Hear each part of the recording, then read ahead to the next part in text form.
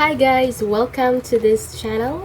So in this video we're going to do an unboxing for BOYA microphone. Let's go.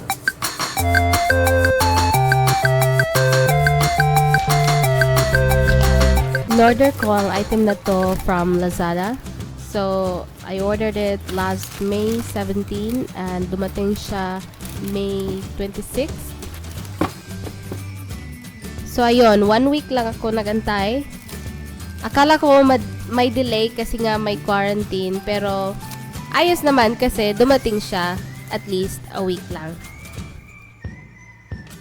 Ayan, may kasama siyang receipt from the store na binilhan ko.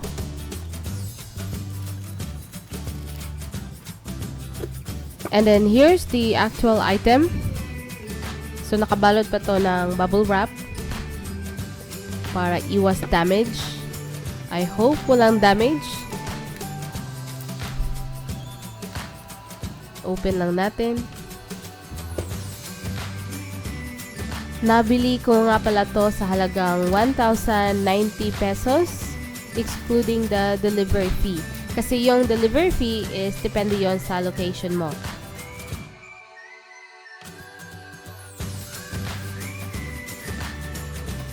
So here it is. It's the BOYA Universal Cardioid Microphone BY-MM1. So compatible ito sa iyong smartphones, iOS man o Android, cameras, DSLR, tablets, consumer camcorders, at iba pang audio recording device. Isa rin siyang metal, kaya siguradong matibay. And no battery required, so pwede mo siyang gamitin anytime. And hindi rin siya gaano kabigat kasi net weight niya is 86 grams lang. Nabili ko nga palang item na to sa seller na Juan Gadget, which is authorized distributor ng item na to. I'll put the description or the link below sa kanilang store. Importante din guys na magre-review muna kayo sa mga seller bago kayo mag-place ng order online para iwas scam. So let's try to open the box and tingnan natin kung ano yung mga accessories na kasama ng package.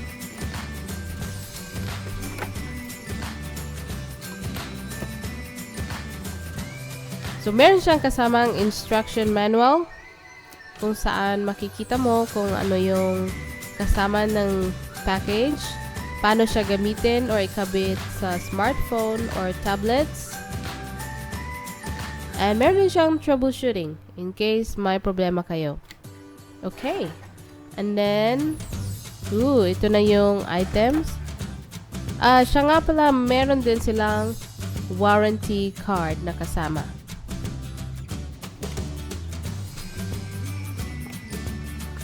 At ito na yung main component. So first, we have the furry windshield or tinatawag din na dead cap. So ito yung nag-shield ng noise against sa microphone mo para hindi siya masyadong maingay or nafi-filter niya yung noise sa paligid. And then here's the actual microphone. Ayan. Actually, matibay siya, in fairness.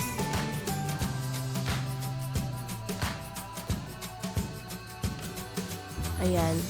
Maliit lang siya, pero mas maganda if kasama niyo yung dead cat. Para mas maganda yung output. Next one is yung shock mount. So, dito nilalagay yung microphone or kinakabit.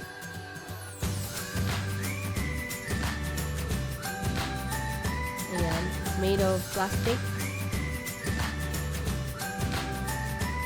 And then this one is 3.5mm TRRS connector. So ginagamit siya for smartphone, tablet, or Mac. And then i-connect siya doon sa microphone. Or basically from microphone to your smartphone or tablet. At ito naman ay ang 3.5mm TRS connector. So, ginagamit mo ito for your cameras, camcorders, going sa microphone. So, ito yung connector niya. And meron din silang pouch na kasama for your accessories or para sa microphone mo, which is really cute.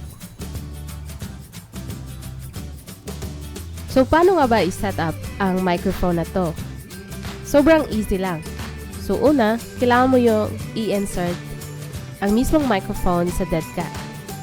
I-slide mo lang siya or simply just insert it. Ayan. Tapos, kukunin mo yung mount, yung may red. Tapos, ilalagay mo naman, parang slide lang. Slide and snap.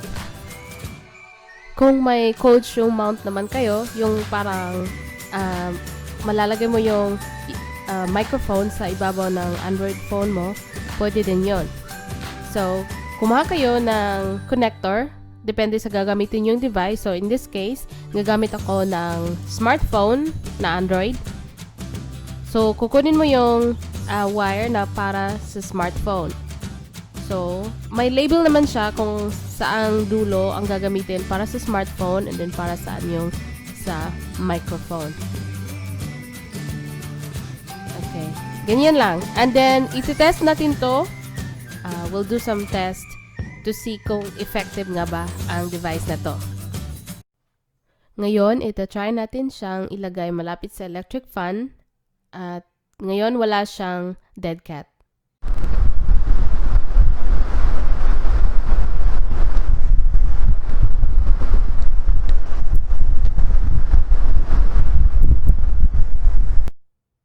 At ngayon naman ay ilalagay natin yung dead cat.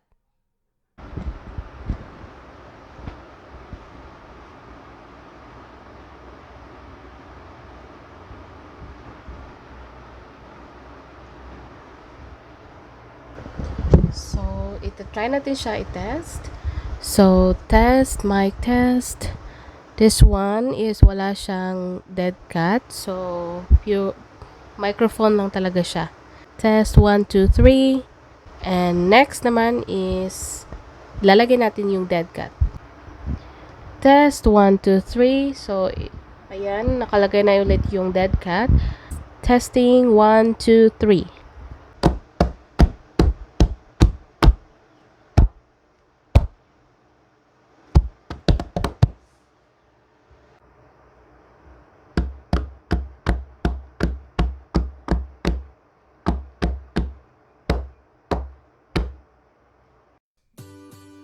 So, bakit kayo bibili ng BOYA BY-MM1? Isa itong low-cost or budget-friendly microphone. Kung wala ka pang malaking budget, pwede mo muna i-try ang mic na ito. Kahit hindi siya tulad ng ibang mamahaling brand, ito ay may decent quality sound. Mataas din ang rating ng product na ito. Kaya kung ikaw ay nanonood pa ng review at ng video ko dahil gusto mong malaman kung sulit ba ito, ang sagot ay sulit na sulit at swak sa budget. Kaya go na! And that's it for this video. So ilalagay ko po sa baba yung link kung saan ko nabili ang item na ito. If you like this unboxing video, please do subscribe to my channel and hit the notification bell for more updates. Thank you! Bye!